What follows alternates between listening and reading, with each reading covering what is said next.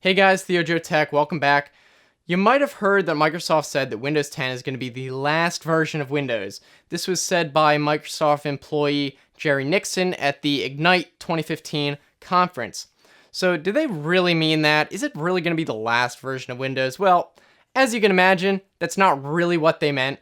Basically, Microsoft is going to be changing how they're going to be doing updates for Windows. Right now, what you're used to is big updates every few years, like Vista, 7, 8.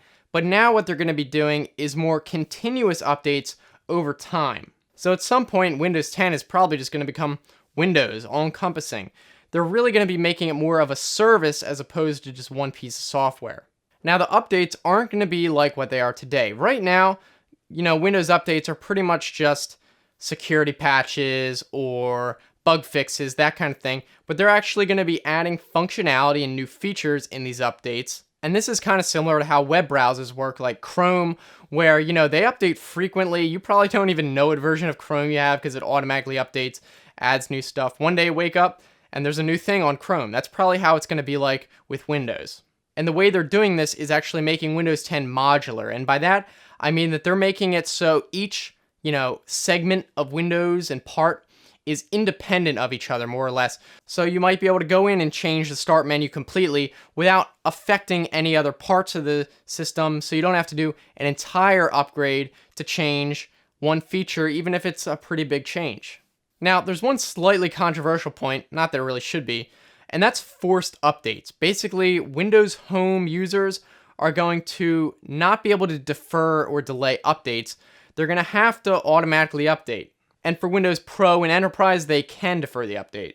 Now, this is not necessarily a bad thing. You should really be installing all updates anyway, not just for security purposes, but also compatibility. For security, virus developers love people that don't update their system. I mean, have you ever heard of a zero-day patch? That's basically a completely new bug that was discovered or vulnerability, and it's released to the public as soon as it's patched. Now, virus developers, what they'll do is they'll see that vulnerability and really quickly try to write a virus for it or whatever and hope that they can get it out there before a lot of people have a chance to update. So as you can imagine, it's going to be really beneficial to have those forced updates where people can't, put it off because they don't think it's important. And it's going to be really good for, protecting people. And you know what? I'm fine with this. Of course, as long as they don't force you to restart the computer. You know how it's like, oh, well, countdown 10 minutes. It's like, come on, none of that. Now, another thing, considering that they're not going to be charging for big updates anymore, you're probably thinking, well, they're going to start charging for little updates, aren't they? Well, not necessarily. You see, Microsoft actually makes most of their money from Windows for new computer licenses.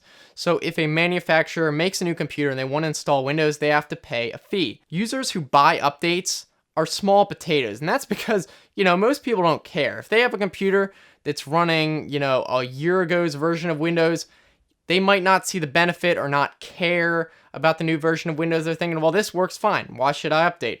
And also, it's kind of a hassle to update as well. What we're probably going to see for monetization of Windows is that Microsoft is going to start focusing on continuous services that you have to pay for. Right now, for example, they have Office 365, which is a subscription version of Microsoft Office. And what they're probably going to do is just get people hooked and need that software. And then that's guaranteed income forever, pretty much. And we're probably going to see more stuff like that coming out.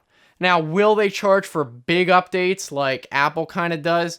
Maybe, depending on the price, people might not buy it, but we'll see. Now, considering all this, I'm actually pretty excited about Windows 10. I like to have the latest version, but I hate upgrading to the latest version. And even if you do an in-place upgrade, sometimes some stuff doesn't work afterwards, so it'll be really convenient, and I'm looking forward to that. So I guess one thing I'm curious for you guys is whether you would be willing to pay for some sort of update, assuming it's a big update that adds a lot of features, maybe like a service pack or maybe half an operating system, something like that. Keep in mind that we're assuming that you're not going to have to do any big updates that are going to require you to reinstall stuff. We're assuming it would be pretty easy, so is that something you would pay for, and how much? We can all just discuss that in the comments section.